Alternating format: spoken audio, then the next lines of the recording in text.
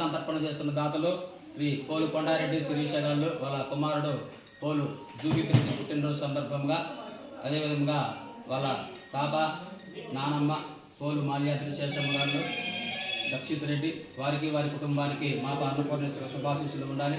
అందరూ కూడా ఒకసారి జూగిత్ రెడ్డికి జన్మదిన శుభాశీస్సులు. ఓం శ్రీ స్వామియే శతాయ పురుషేంద్రియ ఆయుష్యేవేంద్రియ